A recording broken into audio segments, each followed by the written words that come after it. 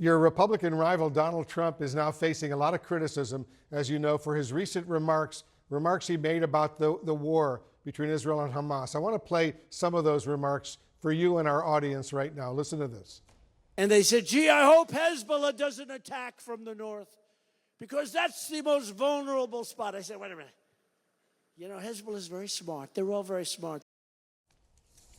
You slammed Trump for these comments, accusing him of praising murderers. Why do you think so many Republicans seem untroubled by Trump's comments? You know, I don't know that that's true. I think there might be a lot of Republicans who are troubled by his comments. But, Wolf, let's make it clear. He's a fool. He's a fool. Only a fool would make those kind of comments. Only a fool would give comments that could give aid and comfort to Israel's adversary in this situation. And he always places it in the context of himself. He went on in those comments to talk about his resentment towards Prime Minister Netanyahu because they had a disagreement regarding the actions we took regarding Soleimani. And he says, I still am angry with Netanyahu about that, implying that that's the motivation for his comments. This is someone who cares not about the American people, not about the people of Israel, but he cares about one person and one person only, the person he sees in the mirror when he wakes up in the morning. As a Republican Party, we cannot once again nominate a fool like this to be our nominee and get him anywhere near the presidency of the United States. Desperate times like we see in Ukraine right now, like we see in Israel right now, lets the American people know how important the American presidency is, not just to us, but to the whole world, Wolf. And having a fool like Donald Trump, who would make those comments in the tone that he made them, it's proven to folks that he has no business being president of the United States. This major international crisis has revealed some very big differences in both policy and temperament between US President Joe Biden and his predecessor, Donald Trump. Biden was both measured and empathetic while offering Israel full support. He went on to slam Hamas and telling foreign actors to stay out of the conflict. This all feeds into his re-election narrative as a competent, steady leader when it comes to world affairs. Donald Trump, though, the likely Republican presidential nominee, gave the kind of speech that his critics say makes him unreliable in a crisis. On Wednesday, he complimented Hezbollah, the Iranian-backed terror group to the north in Lebanon, and attacked Israeli Prime Minister Benjamin Netanyahu for not taking part in a US strike on a top Iranian general back in 2020. I'll never forget that Bibi Netanyahu let us down. That was a very terrible thing, I will say that. When I see sometimes the intelligence, you talk about the intelligence or you talk about some of the things that went wrong over the last week, they've got to straighten it out because they're fighting potentially a very big force. And they said, gee, I hope Hezbollah doesn't attack from the north because that's the most vulnerable spot. I said, wait a minute. You know, Hezbollah is very smart. They're all very smart. The press doesn't like when they say it. Joining us now from Washington is Ron Brownstein, CNN senior political analyst and senior editor for The Atlantic. Ron, it's good to see you. Hey, John. So the Washington Post editorial board described the contrast between the current president and the former president like this. Biden rises to the occasion on Israel and Hamas. Trump sinks to a new low. We'll get to the politics of all of this in a moment, but just take a step backwards and explain why this stuff matters. Why is it especially true in moments of crisis that what our leaders or wannabe leaders say and how they act is just so important? Yeah, you know, the contrast in personal demeanor and behavior from President Biden and former President Trump really has been underscored by the last few days.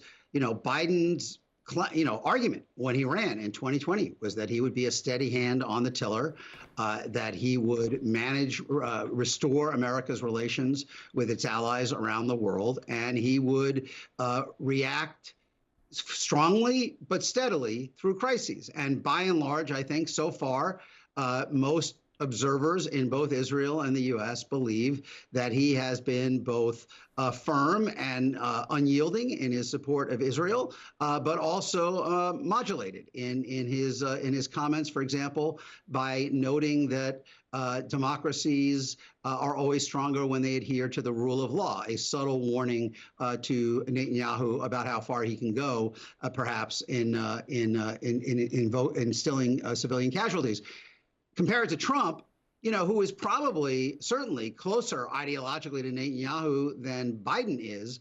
But Trump instantly makes it about him, about his personal grievances with Netanyahu for not giving him enough credit for the 2020 assassination of an Iranian general, or his other assorted grievances, and his habit of praising autocratic or strongman leaders, talking about kind of the strategic brilliance of Hezbollah and Hamas. The personal contrast in these very difficult hours could not be more stark. And whatever happens politically as a result of this Hamas attack in Israel will be for Israelis to decide. But according to Rolling Stone magazine, in recent days, Trump has been speaking with pro-Israel GOP donors, and reportedly, Trump has spent an inordinate amount of time aggressively trashing Netanyahu, saying he should be impeached by the Israeli parliament because the assault occurred on his watch. Never mind the fact that Israel's parliament can't impeach a prime minister. But this story has been picked up and reported in the mainstream media in Israel. You mentioned where President Trump was very popular at some time. What seems to take this to a new low, though, is the reported motivation here for Trump to attack the Israeli prime minister. You touched on it. It's all personal and it's all transactional. Yeah. Well, look, I mean, as I said, ideologically, Netanyahu is more closely aligned with Trump than with Biden. Netanyahu has identified with the Republican Party over the last at least 20 years, I think more overtly than any foreign leader has ever identified with an American party. I mean, he repeatedly spoke before Congress at the invitation of Republicans to oppose Obama's efforts to make a nuclear deal with Iran. Despite all of that, despite that ideological sympathy and Netanyahu's general support for Trump's direction of trying to normalize relations between Israel and its Sunni neighbors rather than focusing on the Palestinian peace talks, despite all that, I think what you're seeing over these last few days is a view in Israel that Biden is still the more reliable partner because he is the more reliable person. And Trump kind of exploding in a fit of pique at not getting enough credit for Netanyahu in the immediate aftermath of 1,200 Israelis or more being killed on probably the worst day in the country's history is just a reminder of how much his politics is about him. Yeah, and that's brought along headlines with a lot of criticism, and headlines like these. Trump somehow manages to make the Israeli-Hamas conflict all about him. And a few challengers in the Republican presidential primary have spoken out, criticizing Trump, one of them being Florida Governor Ron DeSantis. Here he is. Now's not the time to be doing like what Donald Trump did by attacking Prime Minister Bibi Netanyahu, attacking Israel's defense minister, saying somehow that Hezbollah were very smart.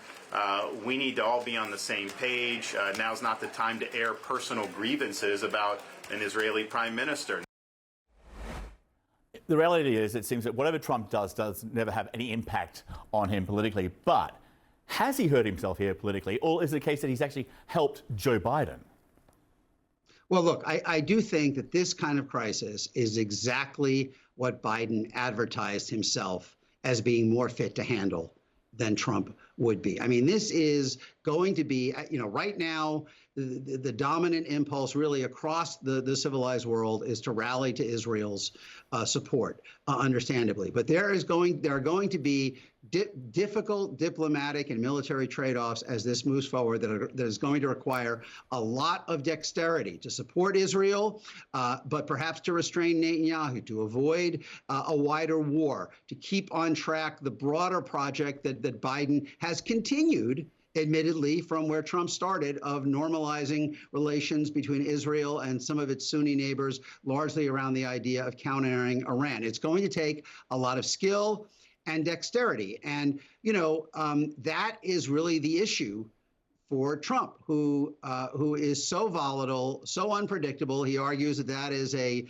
asset, that it makes adversaries uncertain. The madman theory, updated version of that Richard Nixon talked about. But you see, even from his rivals in the Republican race, a reminder that that kind of behavior at this kind of moment is especially magnified. And look, you know, we know that foreign policy isn't top of the list for Americans when they vote, but one of Biden's core ideas in 24, as it was in 20, is going to be, do you want to return to the constant chaos of the Trump years? And what you have seen in the last 24 hours from the former president is about as stark a reminder of what that looks like as you could have.